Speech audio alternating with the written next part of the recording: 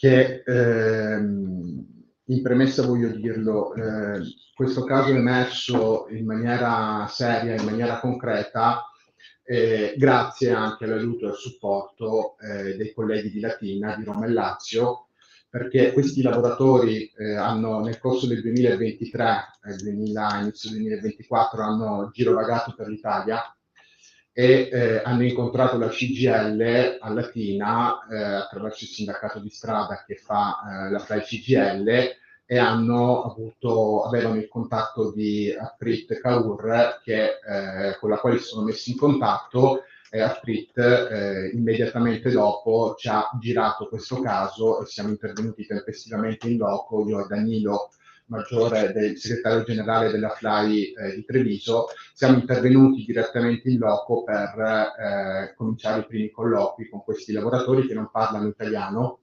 quindi non hanno conoscenza della lingua italiana, e quindi col supporto di Alprit abbiamo come dire, iniziato attraverso la sua mediazione i colloqui per capire cosa stava succedendo. Questo dà la misura e l'idea anche che l'organizzazione sindacale è presente in tutto il territorio nazionale e si muove in maniera granitica, in maniera organica, e che quindi attraverso anche le sinergie di altri territori possiamo contrastare questo fenomeno. Noi abbiamo incontrato questi lavoratori a Negrisia, che è una frazione di Ponte di Piave, l'11 aprile, dopo aver avuto la segnalazione a fine marzo, con la quale abbiamo iniziato i primi colloqui, e qui e oggi, lo dico subito, oltre a denunciare il fatto specifico di forte sfruttamento lavorativo, caporalato, riduzione in schiavitù, noi oggi vogliamo denunciare e vogliamo rendere pubblico all'opinione pubblica e ai giornali quello che è il sistema sulla quale si fonda gran parte del settore agricolo e non solo. Perché qui c'è un punto di fondo, il combinato disposto dettato dal decreto flussi, unito a quello che è la legge Bossi-Fini, che oggi non permette di avere un lavoro regolare con un permesso di soggiorno, d'altro canto non puoi avere un permesso di soggiorno senza un lavoro regolare. Questo fenomeno, il combinato disposto, dicevo, alimenta lo sfruttamento lavorativo, il caporalato e l'eliminazione di qualsiasi diritto da parte di questi lavoratori, e che quindi, sfruttando anche la condizione dello stato di bisogno di questi lavoratori, sono costretti a cadere nella rete appunto dello sfruttamento. Ma qui è presente un elemento di novità che avevamo intuito e avevamo cercato anche di captare, di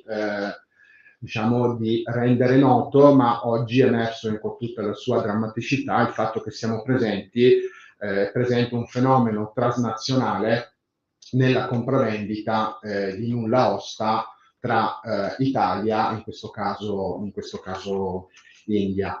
In questo caso specifico la maggior parte dei nulla osta che sono stati concessi a questi lavoratori, quindi la richiesta che i datori di lavoro hanno fatto per approvvigionarsi di manodopera, sostanzialmente provengono quasi tutti, diciamo per un 85%, 90%, da un territorio specifico, ovvero la Campania, Caserta, parliamo di Caserta e di Napoli. Quindi i nulla osta richiesti da questi pseudo datori di lavoro provengono quasi tutti da questo territorio. E questo già ci dà, come dire, una sentinella di allarme, un campanello d'allarme, perché la considerazione che abbiamo fatto è quella di capire se le quote assegnate per quella regione, per quella prefettura, corrispondono dopo a quello che è effettivamente il numero di pratiche fatte, il numero di pratiche inoltrate, perché da questo punto di vista non abbiamo, come dire, abbiamo qualche tipo di dubbio. Quindi coinvolte queste due prefetture, queste due questure.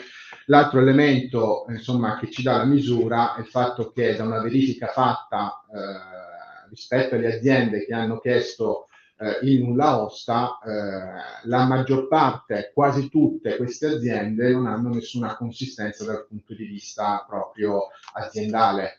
Parliamo di aziende che all'interno delle camere di commercio è presente solo un codice fiscale, una denominazione, ma di fatto non è presente un indirizzo, non è presente un numero di telefono, non è presente un indirizzo PEC e non sono presenti bilanci, quindi nessuna consistenza economica. Sapete che per richiedere appunto il nulla osta, quindi i flussi, bisogna avere delle caratteristiche, dei requisiti ben precisi già disposti dalla legge. E noi, insomma, una considerazione che abbiamo fatto e che abbiamo ravvisato è quella che molte di queste aziende non avevano nessuna consistenza per poter richiedere il nulla osta. L'altro elemento secondo me che va preso in considerazione, io adesso vi mostrerò anche qualche immagine, è che il nulla osta in questo caso, vi faccio vedere, questo qua è un nulla osta di un lavoratore, appunto, come potete vedere, fatto da Napoli. Qui c'è un elemento che riguarda la commistione tra chi fa la richiesta del nulla osta e chi dopo ne beneficia. Qui abbiamo la considerazione che stiamo facendo è che da una parte queste aziende non fanno le richieste di nulla osta in maniera autonoma. Si appoggiano a patronati, si appoggiano ad associazioni, si appoggiano diciamo, a studi professionali. Ecco, qui la domanda che sorge è: chi è che fa i controlli? Perché qui, per esempio, cosa che ravvisiamo, per esempio qui l'associazione che aveva fatto questa comunicazione è l'associazione Copagri di Caserta, che è un'associazione importante in tutto il territorio nazionale e che quindi è un'associazione che ha, come dire, dovrebbe avere, uso il condizionale, margini per dover fare i controlli del caso. Ve ne faccio vedere altri, come in questo caso. Anche qui, questo è un caso allucinante. C'è un'azienda di Cremona che chiede un nulla osta presso il centro per l'impiego di Agrigento, sempre patronato Copagri.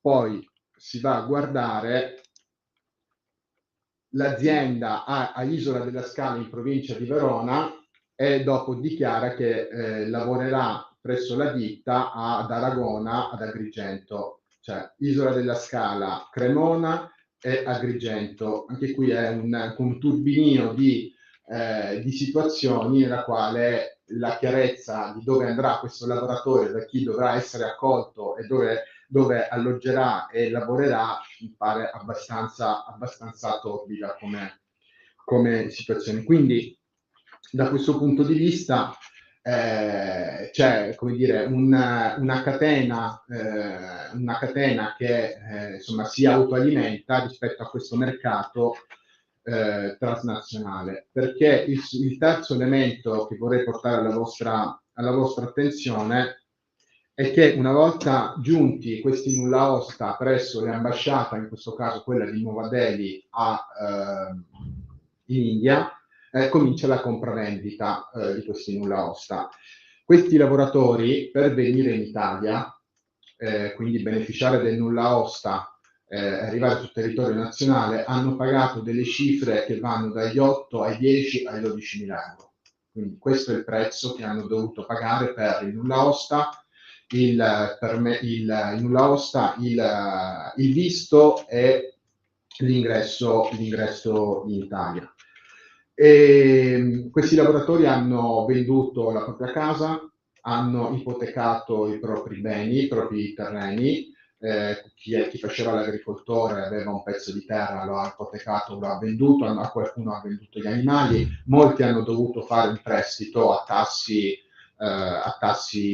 importanti, hanno fatto raccolta di fondi appunto per poter venire in Italia, magari chiedendo prestiti ad amici, conoscenti, alla comunità. Alcuni di loro hanno ipotecato la casa, hanno chiesto prestiti a queste, come dire, money transfer, queste aziende che fanno prestito in maniera, diciamo, poco trasparente, e che quindi sono in grossa difficoltà perché qui si autoalimenta lo strozzinaggio, perché devono dare indietro ingenti somme di denaro, dove anche le loro famiglie a casa sono in grossa difficoltà.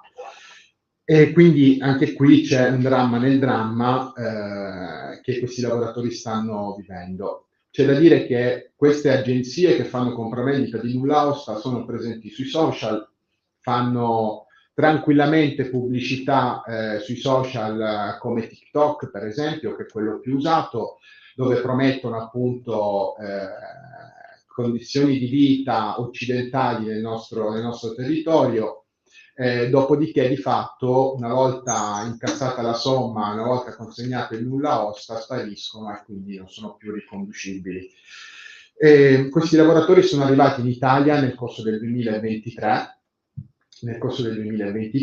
e appunto sono arrivati in Italia, una volta giunti nel territorio nazionale non sono stati accolti da nessuno. Sapete che la legge prevede che una volta giunto in Italia dovresti essere appunto accolto dall'azienda che ha fatto richiesta del nulla osta, e che entro 8 giorni dovresti recarti allo sportello unico per l'immigrazione della prefettura, della questura competente, e dichiarare il tuo ingresso in Italia e sottoscrivere il patto di lavoro, il contratto di lavoro con questa azienda. Come dicevo, questi lavoratori non sono stati accolti da nessuno, e dopo 8 giorni di fatto sono entrati in clandestinità, perché appunto non erano stati avvertiti, e hanno cominciato a girovagare per l'Italia da nord a sud. Chi è stato accolto da qualche parente, chi da qualche amico, chi si è arrangiato anche dormendo all'aria aperta, al ghiaccio, quindi qualcuno appunto ha dormito nelle stazioni anche nel periodo, diciamo, autunnale, invernale, quindi insomma situazione di forte disagio. E qui entra in gioco diciamo, lo sfruttamento e il caporalato nel trevigiano, in quanto sempre attraverso i social, questo pakistano di un'età circa tra i 35 e i 40 anni, facendosi pubblicità sui social, appunto, vi faccio vedere una foto. Questo pakistano, facendosi pubblicità sui social, cioè ho messo su la traduzione, annunciava la possibilità di lavoro, annunciava la possibilità di avere un permesso di soggiorno in maniera veloce, quindi di regolarizzarsi, di avere una casa e quindi di cominciare a far guadagnare questi poveri disgraziati. E di fatto questi lavoratori hanno contattato questo pakistano, e nel giro di qualche giorno sono arrivati nella provincia di Treviso, in questo caso a Ponte di Piave. Questo pakistano aveva a disposizione 2 abitazioni, una sita a Negrisia, come dicevo prima, Ponte di Piave, lungo la strada, quindi visibile, e una nelle campagne del comune di Oderzo, dove tra il periodo di settembre 2023 fino a febbraio 2024 all'interno di questa abitazione erano presenti più di 50 persone, tra le 45 e le 50 persone, più altri 7-8 che erano presenti nella casa di Oderzo. E questo pakistano, con l'aiuto di altri 3 sodali, sostanzialmente gestivano il traffico di esseri umani, di fatto. Traffico di esseri umani che parte dalla promessa di regolarizzazione attraverso un permesso di soggiorno previo pagamento di una cifra che poteva variare, però mediamente era intorno ai 5.000 euro. Quindi lui diceva: io ti regolarizzo, ti faccio avere il permesso di soggiorno nel giro di poco tempo, mi paghi 5.000 euro, io ti faccio avere il permesso di soggiorno. Questi lavoratori si sono ulteriormente indebitati per avere il permesso di soggiorno. Ricordatevi la foto prima con tutti i braccianti con la ricevuta del kit postale. Quindi questo caporale, in maniera molto astuta, andava a ritirare i kit postali per il permesso di soggiorno, li compilava in maniera mendacia, quindi in maniera totalmente falsa, totalmente incomplete. Io ho visto alcuni kit compilati solo con nome e cognome e poco più, data di nascita e poco più. E venivano spedite alle prefetture, alle questura territoriali. E quindi questi lavoratori ricevevano la ricevuta di trasmissione del permesso di soggiorno, che fin tanto non arriva il permesso stesso, quindi il fotosegnalamento alla questura, la ricevuta è valida come titolo. Quindi nel frattempo arrivavano le prime convocazioni alla questura di Treviso. Lui faceva due cose. La prima è quando arrivavano le convocazioni le ritirava lui e gli diceva ai braccianti: non vi preoccupate, ci penso io, quindi mi arrangio io. Questi, non sapendo come funziona il sistema, si affidavano a questa persona, e quindi lui tranquillamente prendeva queste ricevute, le buttava nel camino ed è finita lì. A qualcun altro che è riuscito ad recarsi anche in questura per il fotosegnalamento, la questura gli ha risposto: guarda, la pratica è totalmente incompleta, mancavano tutti i documenti necessari allegati alla pratica stessa, quindi di fatto o veniva respinto oppure veniva rimandato di 90 giorni il fotosegnalamento previa la presentazione di tutta la documentazione necessaria. Qui comincia l'odissea di questi lavoratori, alla quale è stato sottratto il passaporto, venivano tenuti in condizioni di schiavitù, in quanto loro venivano prelevati alle 5 della mattina da questo casolare, venivano caricati in 3 furgoni, neanche 3 furgoni, 3 macchine, perché erano le macchine, da quello che abbiamo ricostruito, non erano neanche furgoni, erano delle Lancia, quelle monovolume, adesso non mi ricordo il nome della marca, vabbè, un poco importa. Comunque erano delle macchine dove venivano schipati 8-10 persone, quando la macchina poteva portare 7, e alle 5 della mattina venivano portati nei campi di raccolta del territorio trevigiano. Dalle ricostruzioni sappiamo che potevano fare pochi minuti di macchina, così anche come 45-50 minuti di macchina prima di arrivare nell'azienda agricola dove venivano impiegati. Quindi partivano alle 5 della mattina, la cosa drammatica è che venivano lasciati nel campo dove lavoravano fino alle 10 di sera.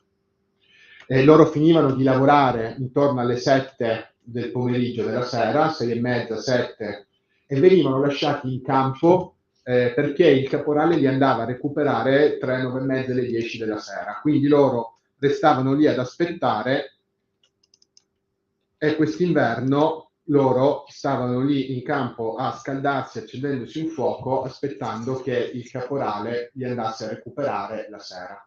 Questo aveva un duplice, funzione, perché partivano la mattina molto presto e la sera molto tardi, tornavano molto tardi, perché da una parte non volevano che vedessero la strada che percorrevano, dall'altra non volevano farsi beccare dalle autorità giudiziarie, quindi la polizia, carabinieri, vigili, eccetera, eccetera.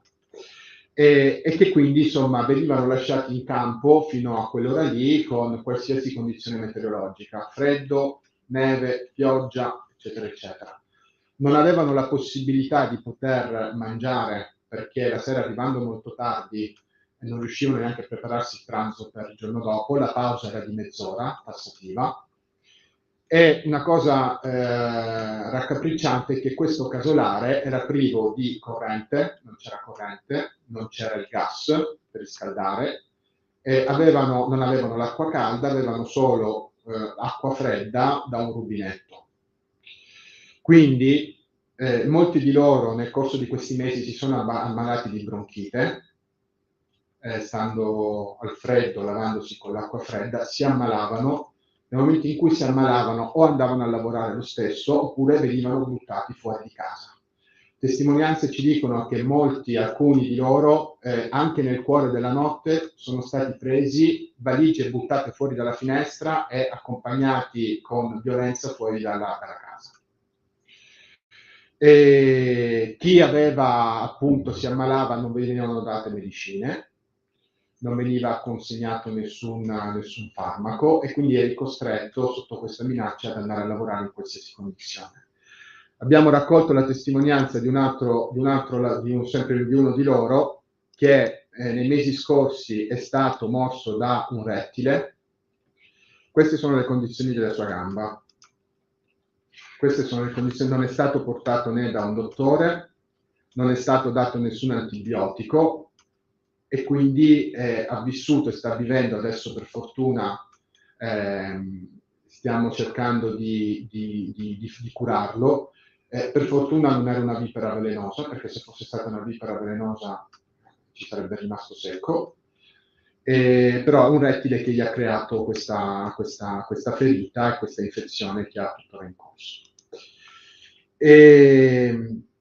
Minacciava i lavoratori che si comportavano male, minacciandogli del fatto di rallentare la loro pratica del permesso di soggiorno. Quindi se un lavoratore lavorava male, era lento o non lavorava oppure rivendicava salario, soldi, li minacciava violentemente con queste dinamiche. E in più chiedeva: se volete che vi velocizzo la pratica del permesso di soggiorno, mi date altri 1.000 euro, vi faccio avere il permesso di soggiorno in maniera più veloce. A proposito di permesso di soggiorno, qui una domanda che sorge, un dubbio, è come è possibile che siano stati presentati decine e decine di kit di permessi di soggiorno con il kit postale e che questi permessi di soggiorno non siano stati, la richiesta di questi permessi di soggiorno non siano state verificate dall'ufficio stesso, perché immagino che l'impiegato postale, una volta che riceve la compilazione di questo kit, prima di inviarlo dovrebbe accertarsi che la documentazione sia completa, che la compilazione sia esatta, prima di inviarlo alla prefettura e alla questura. Quindi anche qui ci facciamo questa domanda e poi eventualmente gli inquirenti faranno le loro valutazioni. Questi lavoratori non sono stati mai retribuiti, non hanno mai visto un euro. La promessa era quello di 6 euro all'ora e di 5 euro per ogni bins. I bins sono quei cassoni grandi, alti 80 un metro per un metro, gli atti dove veniva riversato il radicchio, perché molti di loro non hanno lavorato solo nella viticoltura, quindi in vigna, ma hanno lavorato molto invece nella raccolta del radicchio e di altri ortaggi. 5 euro per ogni bis. Considerate che un lavoratore in condizioni diciamo anche di stress lavorativo riusciva a riempire 4 bins al giorno, quindi se i conti non li sbaglio sono 20 euro per ogni giornata lavorativa quando si trattava di lavorare a continuo. Però loro non sono mai stati retribuiti perché con questo pakistano loro avevano contratto un debito rispetto alla questione del permesso di soggiorno. Quindi si tratteneva completamente la paga, in più addebitava i costi dell'affitto e in più addebitava anche quella poca spesa che gli faceva in maniera molto sporadica. Ogni tanto gli portava un sacco di patate, un sacco di farina, un sacco di cipolle, qualche pezzo di zenzero, questa era la spesa che gli faceva. E gli addebitava appunto la spesa che faceva rispetto alla loro paga, e di fatto questi lavoratori per circa 7 mesi non hanno ricevuto nessuna retribuzione dal caporale. L'abitazione aveva le finestre sbarrate, quindi loro, rientrando alle 10 di sera, venivano chiusi letteralmente da fuori dentro l'abitazione, quindi non potevano uscire. Le uniche 2 finestre che non avevano le sbarre alla finestra erano quelle che davano davanti, all'abitazione e avevano l'ordine tassativo di non aprirle mai, di non aprire mai gli scuri. Chi avesse aperto la finestra sarebbe stato sbattuto fuori di casa immediatamente. Dicevo i passaporti, dopo nel corso degli ultimi mesi, circa da fine febbraio in poi, succede che il caporale si dilegua, sparisce dalla circolazione. Alla spicciolata se ne sono andati anche i 3 sodali, tutti cittadini pakistani. Questi lavoratori sono rimasti da soli e abbandonati dentro il casolare. Nel frattempo alcuni di loro se ne sono andati, non sappiamo adesso dove sono, anzi lo sappiamo ma ci torno dopo. E fin tanto che dai 50 che erano tra il periodo di settembre e febbraio sono rimasti in 16. Quando siamo intervenuti noi, ulteriori 3 braccianti se ne sono andati volontariamente, non sappiamo dove. E quindi siamo intervenuti fattivamente i primi giorni di aprile e che quindi abbiamo raccolto le loro testimonianze. Lì ci siamo resi conto immediatamente della gravità del fatto e la nostra prima preoccupazione era di toglierli da quel tugurio. Io dopo vi farò vedere un video, dura circa 4 minuti, è un tour virtuale dentro quella casa.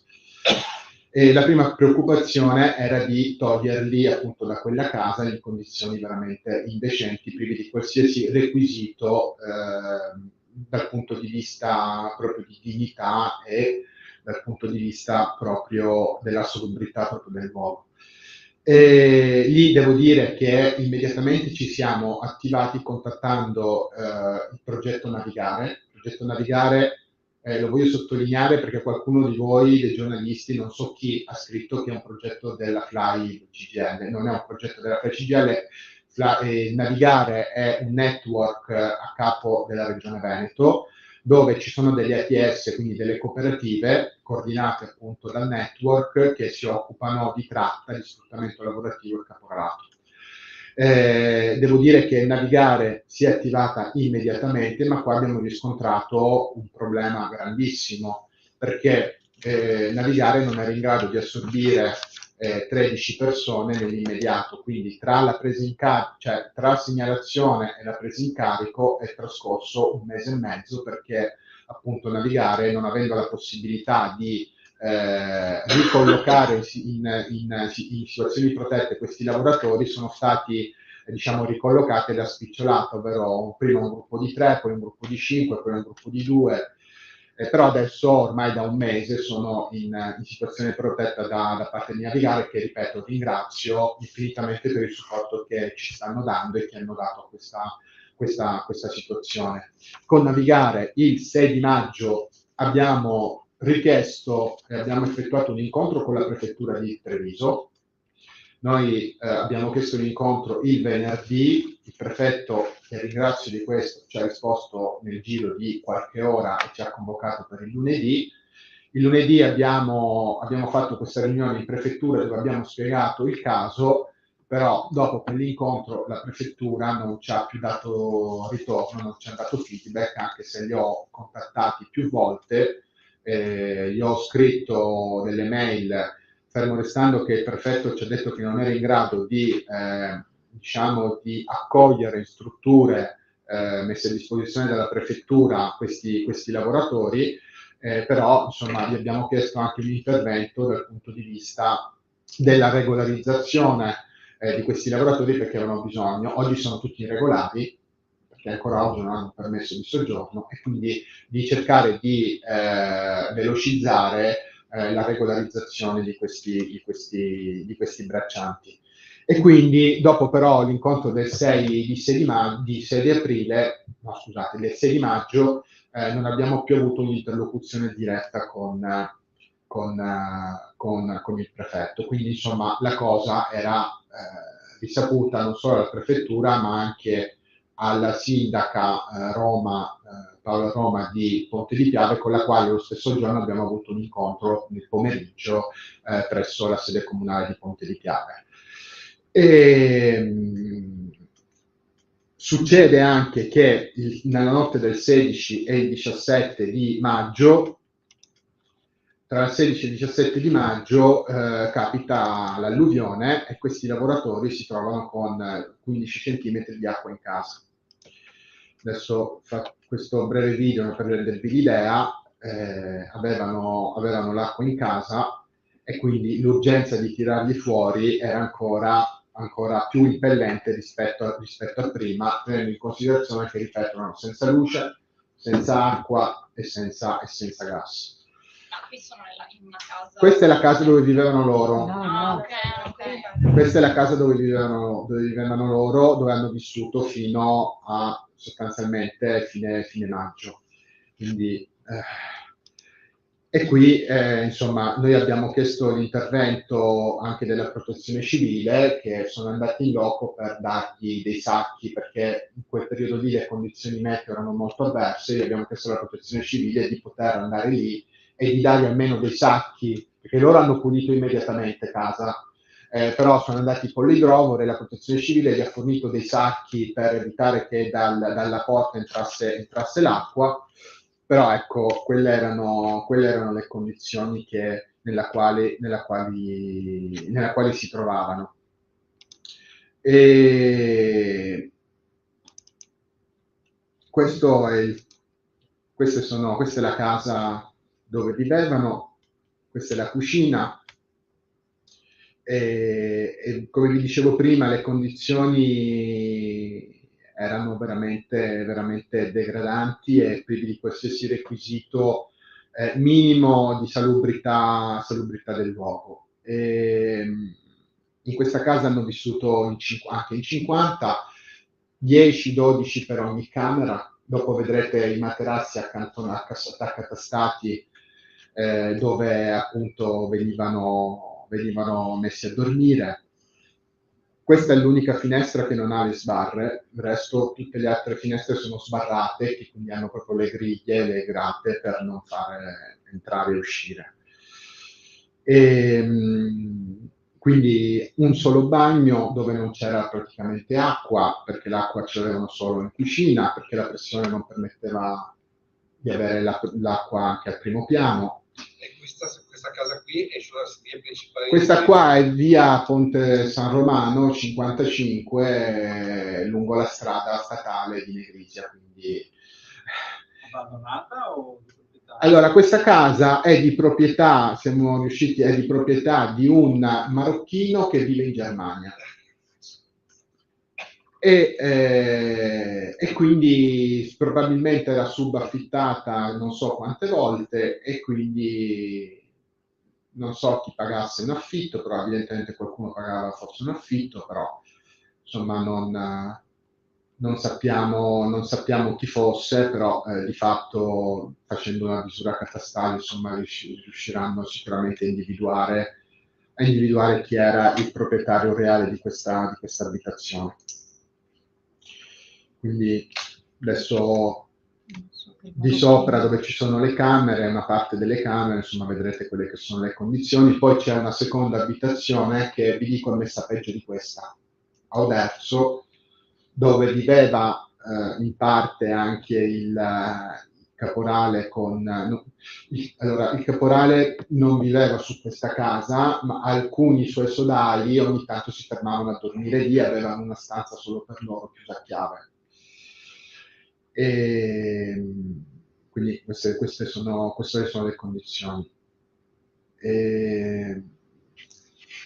Scusa, posso chiedere una cosa? Sì, prego. Ma ok, i controlli, la questura, l'ufficio postale, ma le aziende agricole che ricevevano questo materiale umano, no? Questa manodopera, e li vedevano stare lì fino alle 10 di sera, cioè nessuno si è posto il problema. Allora, lo dico perché noi, l'obiettivo nostro, lo dico senza tentennamenti, è quello di di trovare le aziende che hanno sfruttato questi lavoratori, perché poi siamo in una situazione nella quale c'è un affitto di manodopera che è illegale. Quindi parliamo di responsabilità insolito da parte della committenza, quindi di chi fatto era il proprietario dell'azienda agricola, dei campi, eccetera, eccetera, e che quindi non riusciamo a spiegarci come sia possibile che queste aziende che si vedevano ricevere decine e decine, perché dopo non lavoravano tutti nelle stesse imprese, lavoravano venivano smistati in diverse imprese agricole. Non capiamo come possa essere possibile che appunto queste committenze non si rendessero conto della situazione di grave sfruttamento nella quale versavano. Noi dalle testimonianze dirette di questi braccianti, ci dicono che gli ordini non venivano dati dal caporale e dall'autista, perché dopo il caporale in campo non si vedeva mai, aveva altri affari da curare. Gli autisti facevano solo da intermediari per la lingua. Gli ordini venivano dati dal proprietario del fondo agricolo e dal proprietario dell'azienda agricola, che era lui che dirigeva i lavori. E questo è un elemento importante che di fatto ci dice che la responsabilità di solito da parte della committenza c'è tutta anche in capo a questi rapporti di lavoro che di fatto non erano regolari. In questo momento però non avete ancora sentito gli imprenditori. Allora, noi l'obiettivo è quello di trovare le imprese, non è una cosa semplice, non è una cosa immediata, però gli elementi che consegniamo alla magistratura e agli inquirenti, noi auspichiamo che questi, attraverso le indagini, possano risalire in maniera puntuale a quelle che sono le responsabilità anche di queste aziende, che ripeto non è solo vitivinicolo, anche vitivinicolo, ma soprattutto anche orticole, quindi radicchio, zucchine e quant'altro. Questa è la seconda casa. Questa che via dove si trova? Questa è Oderzo, è in mezzo alla campagna. Guarda, adesso la via non me la ricordo, ti direi una cosa per un'altra, però insomma, casomai sì, comunque in mezzo alla campagna, dispersi in mezzo alla campagna, è una casa di corte, non visibile dalla strada, che quindi perfetta anche per celare queste situazioni. Scusa, ma quindi loro sarebbero i colleghi del bracciante che a Latina ha perso braccio e poi è morto? In che senso colleghi? Cioè, nel senso, non partono da Latina loro? Cioè, no, loro hanno transitato anche a Latina, alcuni di loro sono passati da Latina, perché Latina c'è la comunità sikh indiana più grande d'Italia, okay, dove avevano dei parenti, dei conoscenti nel loro girovagare in Italia. Alcuni di loro si sono fermati per qualche giorno anche a Latina, e a Latina hanno incontrato la CGIL attraverso il sindacato di strada, e avevano il contatto di Ardip Kaur, che è la nostra sindacalista della segretaria generale, e che quindi, ricordandosi di Laura, l'hanno contattata, e dopo Laura ci ha segnalato il caso, che noi abbiamo tempestivamente preso in carico. Ma la sindacalista è la stessa invece del caso? Sì, è lei, sì, assolutamente sì. Lei, naturalmente, essendo indiana di origine, parla la lingua Punjabi, e quindi lei ha fatto in prima istanza, diciamo, la traduttrice, intermediaria fra il racconto che ci facevano questi lavoratori e noi che raccoglievamo le testimonianze. Dopodiché, naturalmente, una volta preso in carico noi, ci siamo avvalsi dell'intermediazione col progetto Navigare, che ha i loro intermediari, diciamo, la loro struttura, e quindi insomma abbiamo utilizzato quelle che sono le strutture nostre, insomma, regionali, rispetto anche all'interloquire con loro. Allora,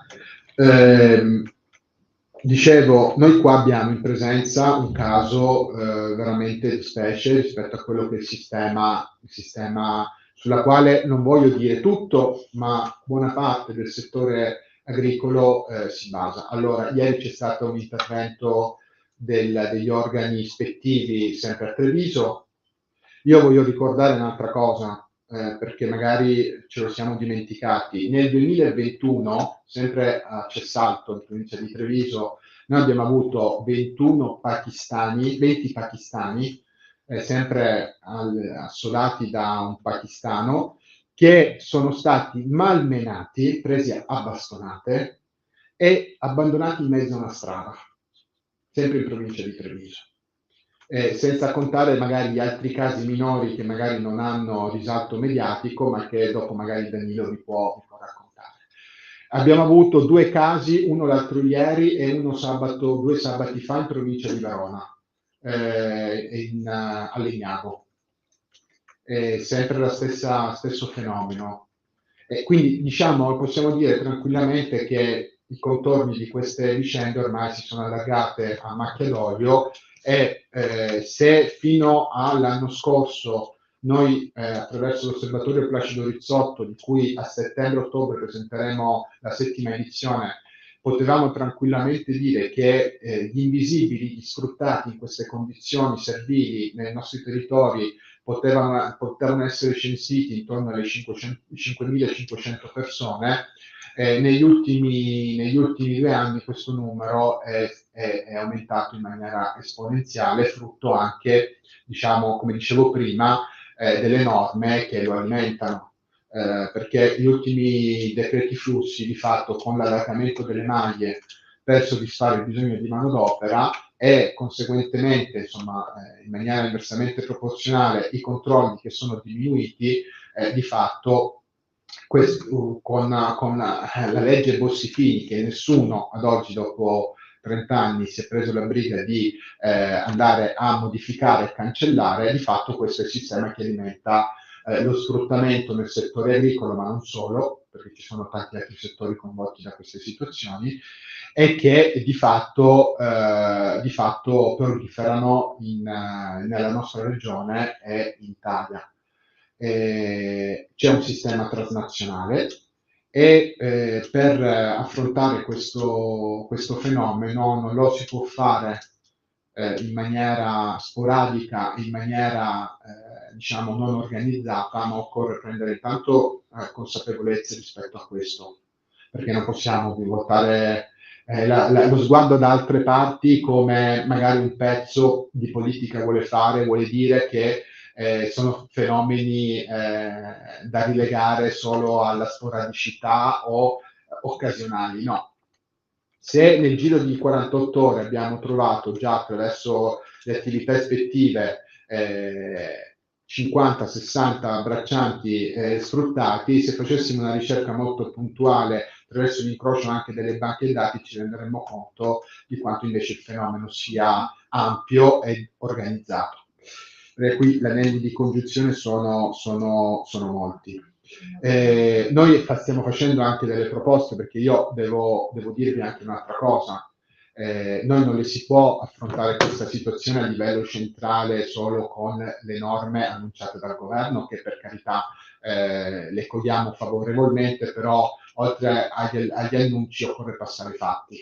E noi spesso e volentieri abbiamo visto che tra gli annunci e dopo i fatti concreti ne passa. Allora, qui il fenomeno va affrontato in maniera locale agendo su 3 questioni. La questione permesso di soggiorno, la questione che riguarda il trasporto, la questione che riguarda gli alloggi. Allora, noi oggi in Veneto, con oltre 50.000 imprese attive agricole, le aziende che si sono iscritte alla rete del lavoro agricolo di qualità, quindi quella rete che certifica la bontà delle imprese che osservano i contratti, osservano le norme, sono in regola con i contributi, eccetera, eccetera, oggi le aziende iscritte a questa rete sono in Veneto 299. E non abbiamo nessuna sezione territoriale del lavoro agricolo di qualità, così come previsto dalla legge 199 del 2016, la famosa legge che è stata varata dal governo all'indomani della morte di Paola Clemente in Puglia, Questa legge, che non ha bisogno di nessun decreto attuativo, lo voglio sottolineare, è una legge in vigore e pienamente attuativa, è applicata nel momento in cui c'è da reprimere, con l'esercizio e l'applicazione del 603 bis, quindi intermediazione di manodopera, sfruttamento lavorativo e caporalato. La legge funziona dal punto di vista della repressione. La legge non viene applicata però tout court dal punto di vista della prevenzione del fenomeno. E la prevenzione del fenomeno la fai a livello territoriale, avendo chiaro quella che è la dimensione e la struttura a livello regionale e provinciale, e cercando a livello di sezione territoriale del lavoro agricolo di qualità, di mettere in campo tutte quelle azioni per prevenire questi fenomeni. Ad oggi in Veneto nessuna sezione territoriale si è insediata. È stata messa in campo, nonostante le organizzazioni sindacali, capofila la FLA CGIL, questo lo devo dire, non me ne voglia nessuno, ha fatto richiesta anche alle prefetture, ha fatto richieste all'INPS, perché questa sezione territoriale dovrebbe insediarsi presso l'INPS, verso la città dell'INPS, ma ad oggi, al di là dei tavoli e tavolini e tavoletti che si fanno presso le prefetture, dove vengono invitati l'universo mondo, dove si parla di tutto, di fatto non si affronta il tema in maniera radicale. Perché oggi quello che serve è radicalità, consentitemi di dirlo in maniera chiara, serve affrontare il fenomeno con radicalità, per estirparlo in maniera seria. E qui c'è la concorrenza di diversi fattori, perché appunto l'INPS non convoca le sezioni territoriali, nonostante le nostre richieste, anche delle associazioni datoriali, nonostante come dire, gli annunci di fatto e gli impegni anche presi pubblicamente, di fatto non sponsorizzano questa sezione territoriale, e che quindi noi abbiamo una situazione dal punto di vista preventivo che non viene di fatto osservata da nessuno. Scusa, cos'è questa sezione che non si è insediata? Allora, la legge 199, nella seconda parte, dove c'è appunto la sezione preventiva del fenomeno dello sfruttamento lavorativo e caporalato, prevede che si insediano a livello territoriale le sezioni territoriali del lavoro agricolo di qualità, ovvero che un organismo fatto dalle organizzazioni sindacali, dalle organizzazioni datoriali, dall'INPS, dall'ispettorato, dall'ASL e insomma diciamo, le organizzazioni e le istituzioni che ne hanno competenza, per mettere in campo tutte quelle contromisure, quelle misure che riguardano appunto l'integrazione di questi lavoratori, la formazione, l'alloggio, il trasporto, e cercare di mettere in campo delle misure concrete che vadano in quella direzione. Di fatto queste sezioni territoriali ad oggi in Veneto non esistono. Ce ne sono in diversi territori a livello nazionale, ma di fatto non esistono. E unito a questo, lo ridico, le aziende che si sono certificate presso la rete nazionale delle aziende del lavoro agricolo di qualità, in Veneto sono solo 299, ma questo è un dato INPS è consultabile presso il sito dell'INPS, 299 su altri 50.000, quindi non c'è nessun interesse, ne deduco che non c'è nessun interesse da parte delle imprese certificarsi rispetto alla eticità e all'osservazione rispetto ai contratti, rispetto ai contributi, eccetera, eccetera. Ti posso chiedere una cosa di filiera? Allora, cioè questi arrivano in Italia attraverso il canale Napoli-Caserta, giusto? Sì, e da lì allora, ottengono il nulla lì, osta. Cioè lì ottengono il nulla osta. Sì, generalizziamo.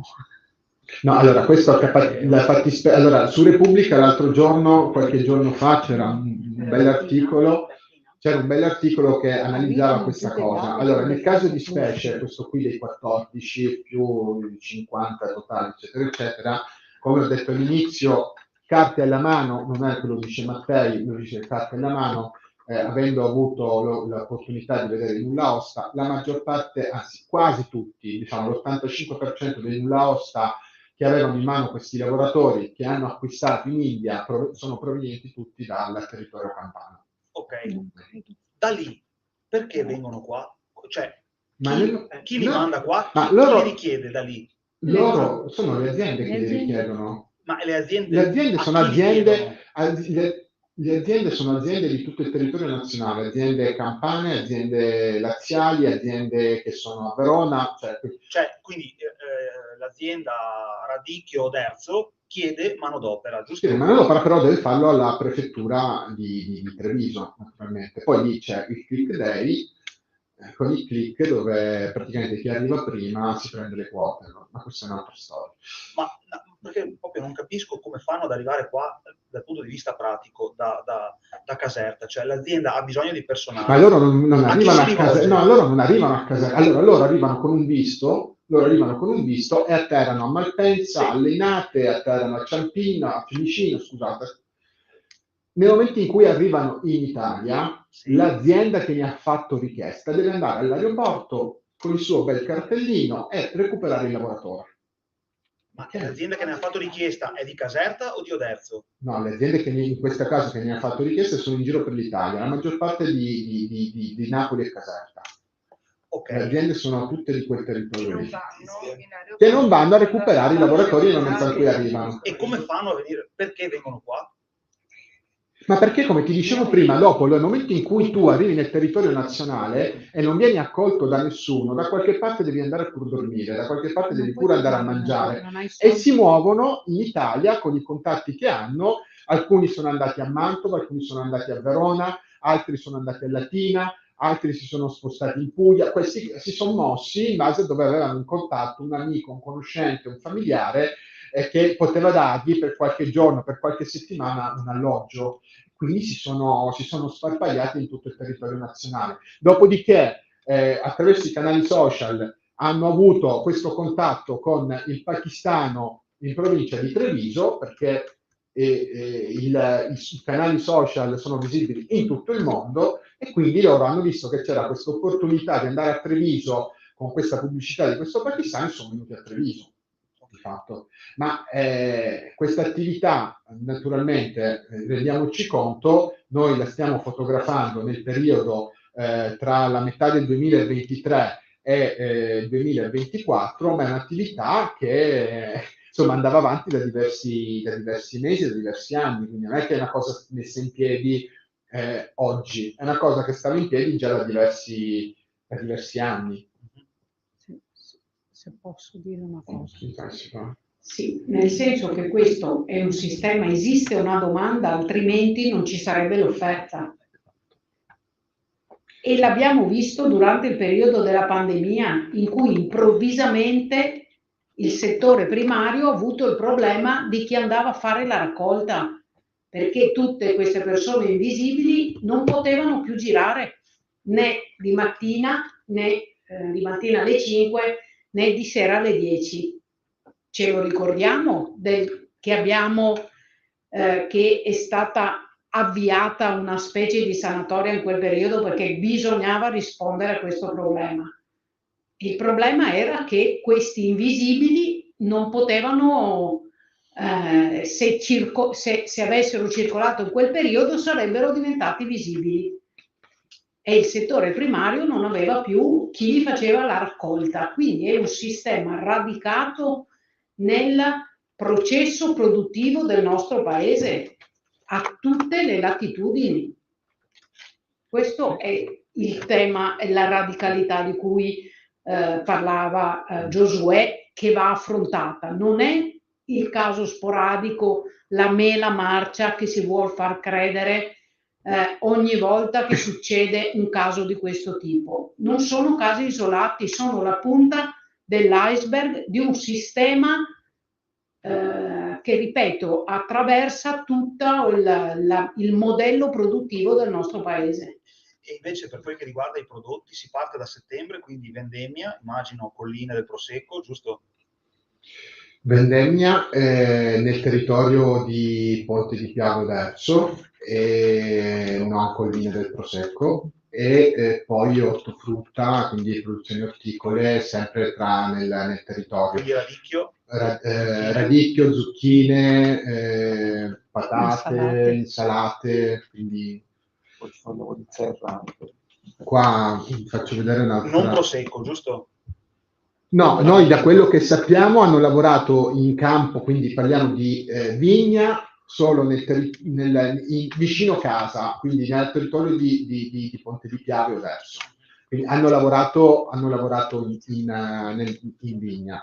Dopo il resto parliamo di produzioni orticole, insomma, perché comunque hanno lavorato tutto l'inverno non ti più sul prosecco, cioè l'uva, hanno lavorato in quel settore lì. Qua è un trattore. Poi hanno potato, infatti nel vitivinicolo hanno potato nel mese di gennaio, nel mese di gennaio, inizio febbraio, hanno fatto un po' di potatura. Sempre comunque... settembre c'è la vendemmia però. Sì, ma loro hanno lavorato veramente poco in vigna, insomma, nel vitivinicolo. Sì, più orticole. Prego. Volevo chiedere, ho capito che non sapete esattamente quali siano le aziende per cui hanno lavorato, ma all'incirca immagino abbiate un'idea quante saranno? Una decina, di più? Allora, noi abbiamo degli elementi che però naturalmente non possiamo rivelare perché non vogliamo pregiudicare le indagini. Noi qualche elemento ce l'abbiamo, però lo consegneremo alla magistratura e la magistratura sarà quella che farà poi, diciamo, l'oggetto delle indagini. Un numero? 5, 6? No, non ve lo dico. Non ve lo dico. E poi vorrei chiedere se si può ripetere quanti lavoratori c'erano che vivevano nella casa a Ponte di Piave e in quella a Oderzo. Allora, a Ponte di Piave tra le 45 e le 50 persone, tutte insieme, non è che, cioè, diciamo, 50 nel periodo più, tra virgolette, florido erano anche 50 persone e 7 persone nella casa di Oderzo. Senza i collaboratori? Sì, i collaboratori erano 3, gli autisti, cosiddetti autisti erano 3, guidavano 2 monovolume e una utilitaria station wagon, ed erano 3, sempre di nazionalità pakistana, e più c'era il caporale, il Rais, che invece dettava. Il caporale adesso è stato preso, sappiamo se stesse gestendo altri lavoratori in altre case, in altri paesi, anche perché abbiamo parlato di anni, comunque da anni che non lo faceva, quindi aveva altra gente prima di questi di settembre, immagino. Sì, allora il caporale pakistano è sparito improvvisamente dalla circolazione, non sappiamo dove possa essere. E naturalmente anche qua consegneremo degli elementi alla magistratura e speriamo che nell'eventualità venga emanato un ordine di cattura internazionale, perché sicuramente è un'opinione mia personale, secondo me non è l'Italia, anche perché facendo i conti della serva, questo nel giro di 6-7 mesi ha intascato oltre 350.000 euro, quindi 150.000 euro. Se fai conti 8.000 euro per 50 lavoratori, insomma più o meno insomma, siamo lì tra varie eventuali, e quindi pensiamo che come buon amministratore abbia portato i soldi da qualche altra parte. Quindi, credo che non sia in Italia, però insomma non lo sappiamo che fine abbia fatto. E sono irreperibili anche i 3 complici? Attualmente sì. Okay. E i lavoratori sono tutti di nazionalità indiana? Tutti di nazionalità indiana, sì. Scusa Giosuè, c'erano dei giornalisti collegati che chiedevano però non so chi. No, copia dell'esposto. Sì. No, l'esposto esatto. non può essere divulgato, anche perché ci sono elementi che saranno oggetto delle indagini, quindi non riteniamo opportuno rivelare oltre quello che vi sto dicendo.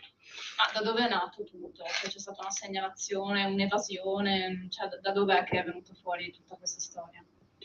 E allora, questi lavoratori verso la fine di marzo, lo dicevo prima, si sono rivolti ad Ardip Kaur, che è la mia collega, segretaria generale di Latina, che purtroppo è stata protagonista della vicenda di Satnam Singh. Come si chiama? Habib?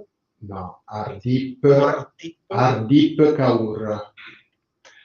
perché alcuni lavoratori che erano transitati a Latina per qualche giorno hanno incontrato la FLAI CGIL attraverso il sindacato di strada.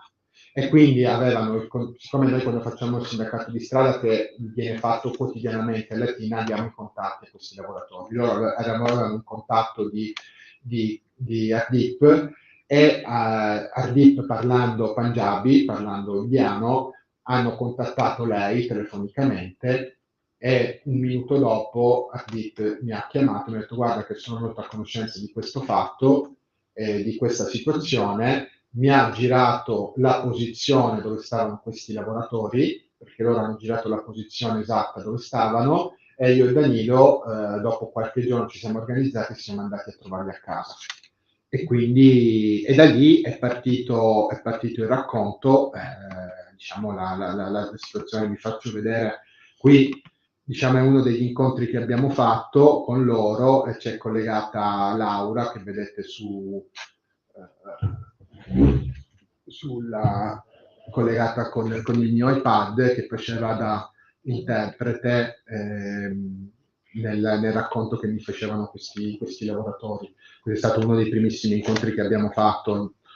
Dopo io sono stato lì ormai forse decine di volte, perché comunque questi lavoratori avevano bisogno anche di un supporto, di una presenza anche fisica da parte nostra, perché anche le condizioni psicologiche nelle quali stavano erano veramente pesanti, e quindi il fatto di essere presenti, di farci vedere, di farci sentire, di fargli la spesa, di portarli fuori a mangiare una pizza banalmente, di andare lì, comprare le pizze e mangiarle insieme con loro, era un atto, come dire, non solo di umanità, ma anche di vicinanza da parte delle organizzazioni sindacali, per fargli capire anche che una possibilità di emersione e di riscatto poteva esserci. E quindi questo è un po' come è nata la cosa. Questi lavoratori hanno mostrato una forte solidarietà rispetto a quello che è successo a Latina, e hanno voluto mobilitarsi per mostrare solidarietà alla comunità indiana di Latina e insomma a Soni, la vedova di Satnam, e che quindi anche qui hanno dimostrato un forte senso di umanità e di solidarietà fuori dal normale, fuori dal comune. E quindi di questo insomma ci ha riempito di gioia, ci ha anche commosso, devo dire personalmente, perché non era dovuto, non era scontato, che invece loro mi hanno detto: noi vogliamo fare qualcosa, e hanno fatto tanto. Potrei chiederti qualche particolare in più rispetto a questi pestaggi a bastonate che avete riscontrato a Treviso e Legnago, mi pare. Cioè, c'è il caso di Cessalto, ormai è cronaca, è successo nel 2021, parliamo di pakistani, è successo, è un caso comunque della Marca, molto noto, che è successo, anche qua è uscita la sentenza, ieri o l'altro ieri, hanno preso il caporale, non sono riusciti a beccarlo, hanno preso un autista, gli hanno dato un anno con sospensione ma la sentenza è uscita l'altro ieri. C'era anche un articolo su Treviso Today e comunque sulla stampa trevigiana rispetto a questo. E Legnago invece è recente? Legnago sabato scorso, sì, 10 giorni fa, sì. 10 giorni fa. È un servizio del TG3 con un'intervista della segretaria. Ma c'è stato un altro caso sempre a Verona, sempre Legnago, l'altro ieri. Poi c'è stato il caso di Vicenza, di Fonte e Posina. Un'altra cosa che mi stavo dimenticando: i 50 che adesso in totale, quelli che sono andati via, ci stanno contattando, perché io adesso sono in contatto con alcuni di loro, perché alcuni stanno allora, non so quanti, perché anche qui insomma capite bene che sono settimane abbastanza complicate, però abbiamo del gruppo di 50 lavoratori che stanno a Pordenone, che ci hanno contattato, uno sta a Firenze, ci ha contattato, 3 stanno a Latina, E ci hanno contattato, ho già fatto un incontro nel Basso Vicentino, 9, che però non fanno parte di questi, però che stanno nelle stesse condizioni.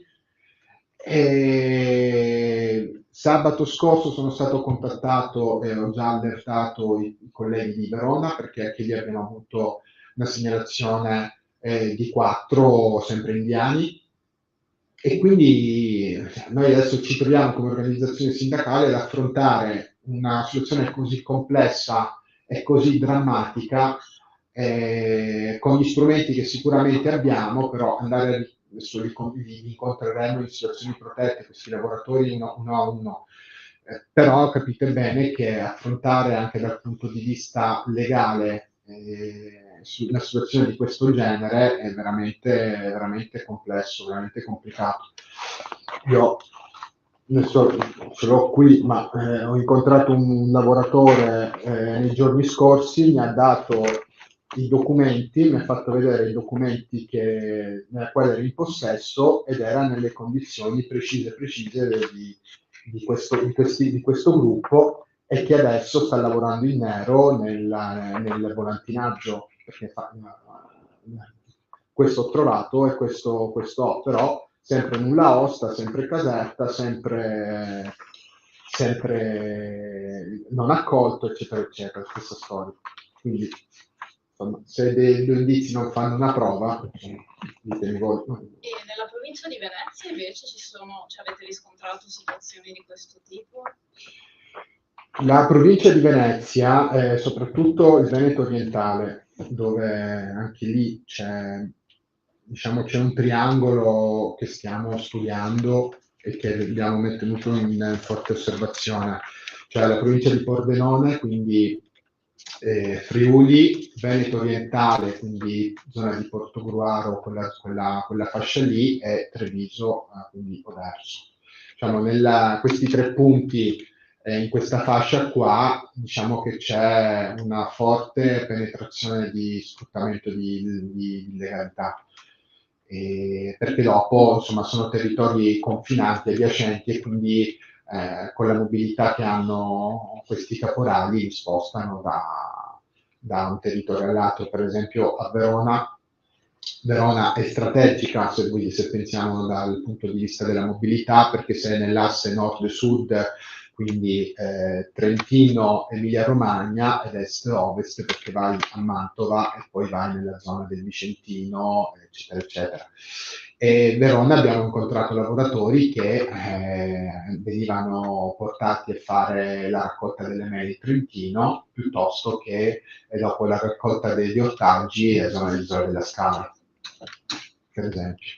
Situazioni così in provincia di Venezia esistono?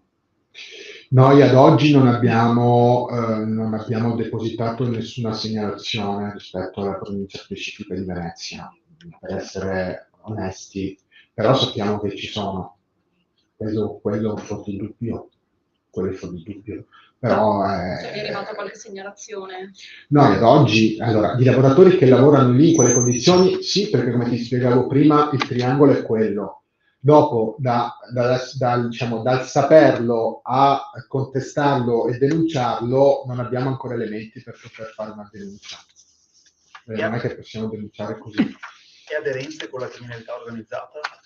Perché anche Isola della Scala è anche lì un posto un po' caldo, diciamo, dal punto di vista. Ma questo ce lo dice anche la direzione investigativa antimafia, che è il fatto che molte cooperative, queste aziende che sfruttano la manodopera, un fenomeno interessante, che prima avevano la forma associativa della cooperativa, perché è molto semplice da amministrare, tra virgolette. Oggi si sono trasformate tutte in SRLS, e soprattutto in provincia di Verona, ci dice la direzione investigativa antimafia nei suoi rapporti, che c'è una commistione molto stretta tra questi soggetti e la criminalità organizzata, che nel veronese è governata soprattutto da alcune andrine. Quindi sì. Se posso aggiungere delle cose. lo dico in anteprima anche a Giosuè, perché in questi giorni non abbiamo avuto il tempo di parlarci, ma noi stiamo ragionando di mettere insieme i dati che riguardano un po' il tema dello sfruttamento lavorativo, caporalato, perché la gradazione che c'è è tanta, e non è che solo i casi così eclatanti sono preoccupanti per noi, o i casi drammatici ad arrivare alle situazioni di SATMA sono i casi di cui ci occupiamo. La graduazione è davvero tanta, il fenomeno, come diceva Giosuè, attraversa molti settori produttivi. Per questo, insomma, noi raccogliamo dati e informazioni su questi fenomeni, e vorremmo poi, insomma, in tempi non molto lunghi, anche presentarli per avere un panorama più ampio. Già quello del settore dell'agricoltura è sufficientemente drammatico e ampio, però ai noi non riguarda solo questo ambito, quindi stiamo lavorando per costruire un rapporto, insomma, che faccia emergere questa situazione dai casi più gravi ai meno gravi. Il tema è che, lo diceva bene Giosuè, non c'è la presa in carico di queste persone, perché la presa in carico non è solo e semplicemente creare un canale come dovrebbe essere quello del decreto flussi, che abbiamo visto che neanche funziona bene, per cui quando so che arrivi e hai un lavoro sono a posto su tutto. Questi fatti sono come dire, gli elementi che denotano il fallimento di politiche di gestione dei flussi migratori che non ci sono, cioè sono politiche emergenziali che non danno una risposta alle persone, non danno risposta alle persone che arrivano, ma non danno in realtà neanche risposta a quella parte del paese, del sistema produttivo, che vorrebbe operare nella legalità. Va cambiato, a partire, come si diceva, dall'abolizione della Bossi-Fini, che chiediamo non so neanche più da quanto, dalla creazione di permessi di soggiorno per ricerca di lavoro, perché non è detto che il sistema funzioni e che quando io smetto di lavorare un'azienda può non gradirmi più come lavoratore, perché accade. Questo non mi deve gettare in una situazione di illegalità. Ricordo che lo status di clandestinità è uno status giuridico, non è uno status delle persone così come facciamo credere dalle normative del nostro paese, è uno status giuridico. Quindi serve un cambio complessivo di presa in carico di queste di queste persone che arrivano e che sono fondamentali anche per il nostro sistema produttivo. Non così però, perché altrimenti continuiamo ad alimentare un sistema produttivo. Veniva fatta la domanda ma gli imprenditori sanno, e fatica a pensare che non sappiano, perché se per coltivare un campo servono 10 persone e l'applicazione di un contratto regolare impone una certa spesa, e qualcuno ti dice che quel lavoro lo fa con 3 persone spendendo un centesimo in meno, o sai far di conto o forse non sai fare l'imprenditore. Ecco, quindi è un sistema che va cambiato con tutti gli strumenti legislativi che in parte già ci sono e che vanno riattivati con attenzione. Ecco, noi adesso, come dicevo, come CGIL Veneto vogliamo mettere insieme i dati sui vari settori sui quali questi fenomeni sono sempre più gravi ed eclatanti, ma anche insomma sempre più pervasivi, e poi insomma chiederemo di partecipare a un'altra conferenza stampa per esporvi una situazione anche più ampia, ahimè, che denota un sistema un po' malato. Sì, se qualche dato ulteriore che vi può essere anche utile e ritengo anche interessante, parlando della provincia di Treviso, parliamo di 10.000 lavoratori stagionali e 1.000 a tempo indeterminato. pochi, perché se si rispettano i contratti, si rispetta tutto, serve più manodopera, e oltretutto una manodopera, appunto, come dicevano i miei colleghi prima, nella legalità, perché poi tutto si riduce nei termini di legalità.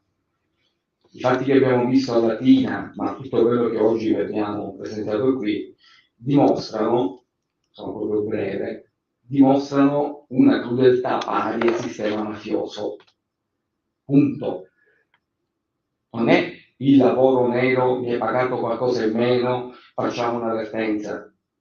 Per il suo meccanismo di crudeltà, dove anche un morso di un animale io non ti porto al pronto soccorso, figuriamoci per tutto il resto, è un sistema criminale mafioso, dove anche quelle associazioni datoriali, non datoriali, devono denunciare i loro dubbi. Se hai un dubbio su un tuo associato, denuncialo.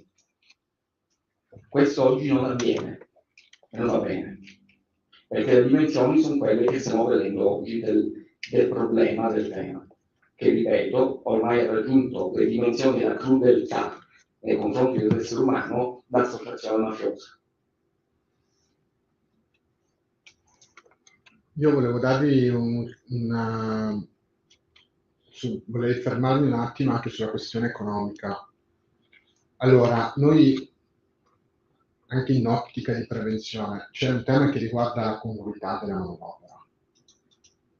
E se venissero incrociati le banche dati e verificate la congruità rispetto anche a quelle che sono le colture e il fabbisogno di manodopera e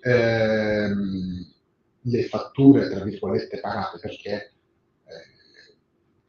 le aziende nostre autoctone, diciamo, le aziende agricole del territorio, pagano una fattura a caporale, di fatto, una fattura di servizi, che può essere 1.000, 2.000, 3.000, 5.000, 10.000, non lo so. Allora, se noi verificassimo attraverso l'incrocio delle banche dati quelle che sono appunto questi dati presenti, che una fattura è depositata da qualche parte, allora lì ci renderemo conto rispetto alla congruità del pagamento della manodopera rispetto a quello che è il lavoro effettivamente svolto. Prima cosa. Seconda questione, noi come organizzazioni sindacali stiamo chiedendo che emerga l'elemento di trasparenza rispetto agli appalti. Noi stiamo chiedendo e abbiamo chiesto che nell'ambito della contrattazione collettiva che le aziende siano obbligate a fare la comunicazione dell'installazione di un appalto presso la propria azienda, che può essere la raccolta piuttosto che altro, presso l'ente bilaterale, cosa che c'è sulla carta, nessuna azienda lo fa. Forse in tutto il Veneto, in una provincia, 4 comunicazioni sono arrivate, 4. E anche qua, insomma, anche per autotutelarsi o per far emergere quello che è l'elemento di trasparenza, crediamo che, lo dico anche alle imprese, cercate di ragionare su questo elemento che è già presente all'interno della contrattazione provinciale del lavoro, dei contratti di lavoro, e che di fatto non viene attuata. L'altra questione è la questione salariale. Allora, noi abbiamo i contratti provinciali di lavoro agricoli scaduti a dicembre 2023. Noi abbiamo aperto in tutte e 7 le province venete la contrattazione per rinnovare la parte normativa e la parte salariale dei contratti, quindi del salario, dei soldi che dovrebbero prendere in busta paga i lavoratori. Ad oggi, rispetto alle richieste sindacali che tengono conto dell'impatto inflattivo del settore, perché insomma il settore, nonostante, voglio dire in maniera chiara, nonostante le difficoltà di criticità dovute ai cambiamenti climatici, le alluvioni, questo quello che volete, comunque è un settore che fa moltissimo reddito in Veneto e in Italia. È un settore trainante. Allora, noi chiediamo che questa ricchezza che viene prodotta con il sudore delle braccia di questi lavoratori, venga ridistribuita attraverso il salario, e ad oggi nella contrattazione provinciale abbiamo una distanza abissale le richieste legittime e sacrosante delle organizzazioni sindacali che rappresentano 60.000 lavoratori in tutto il Veneto e quelle che sono le richieste dal punto di vista delle associazioni datoriali. Sono passati 7 mesi dalla scadenza del contratto collettivo provinciale e ad oggi, il 4 di luglio, non siamo ancora nelle condizioni di poter chiudere i contratti provinciali. Allora, anche qua c'è una dicotomia abissale rispetto a quelle che possono essere le intenzioni da parte delle associazioni che naturalmente devono schierarsi anche in maniera forte, in maniera aperta contro queste pratiche di sfruttamento lavorativo, però dall'altra parte se noi non rendiamo attrattivo il settore, perché anche qua c'è un problema che viene denunciato ed è vero di approvvigionamento di manodopera. Allora, dobbiamo essere chiari su questo. Gli italiani nei campi non ci vogliono più andare a lavorare, ma è un dato di fatto, cioè non è che adesso, oggi l'italiano non va più a lavorare nei campi come succedeva 20 anni fa. Quindi questo lavoro lo abbiamo lasciato di fatto agli immigrati. Benissimo. Allora, non possiamo chiedere volere la botte piena e la voglia ubriaca, ovvero da una parte gli immigrati nei campi e dall'altra dire noi gli immigrati non li vogliamo, perché dopo è questo quello che accade. Allora c'è un approvvigionamento di manodopera, perfetto, ma se noi non rendiamo attrattivo il settore con retribuzioni così come previste dai contratti provinciali di lavoro, applicando in maniera puntuale tutta la parte normativa di diritti, come il banalissimo diritto alla malattia, come il banalissimo diritto ad avere un giorno di ferie, come il banalissimo diritto a godere della festività. Adesso ne sto dicendo i primi che mi vengono in mente. Ma se noi non applichiamo i contratti collettivi, noi non renderemo mai attrattivo questo settore per un qualsiasi lavoratore che vuole approcciarsi al settore agricolo.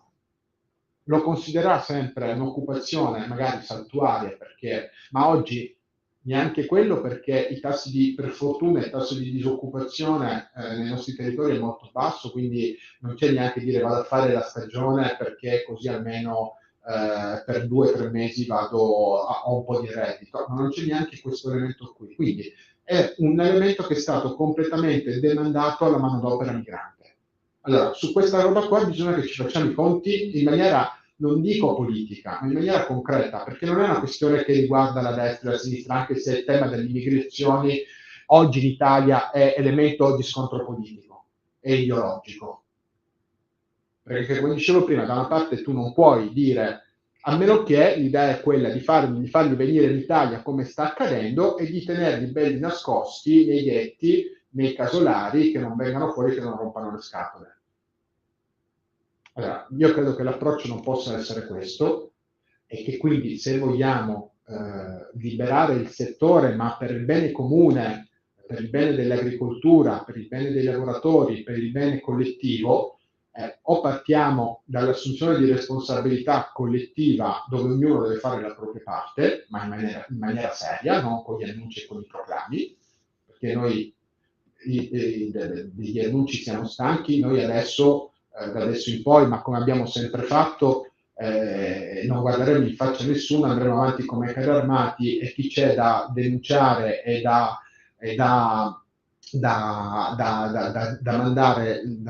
dimandare all'autorità giudiziaria, noi lo faremo senza nessun timore. A settembre partiremo con le brigate del lavoro a Verona, ve lo anticipo, ma faremo un comunicato apposta su questo, dove Verona, come dicevo prima, dal mio osservatorio regionale, è una delle province più critiche in Veneto, e quindi faremo attività con le brigate del lavoro dove verranno da tutta Italia sindacalisti e sindacaliste, ma anche le associazioni come Sbilanciamoci, Legambiente, gli studenti a fare l'attività di sindacato di strada lungo e largo la Valpolicella, le zone del Soave e le zone diciamo di Isola della Scala. Faremo attività di sindacato di strada per informare i lavoratori rispetto ai loro diritti e rispetto alle loro tutele. Quindi parte un'attività molto serrata su tutto il territorio regionale che vuole andare non solo a denunciare, però soprattutto anche a prevenire quelli che sono questi fenomeni.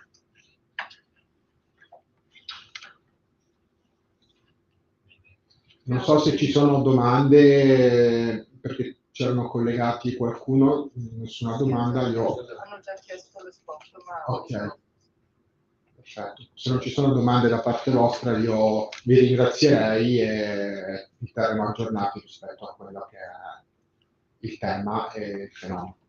Grazie. Grazie.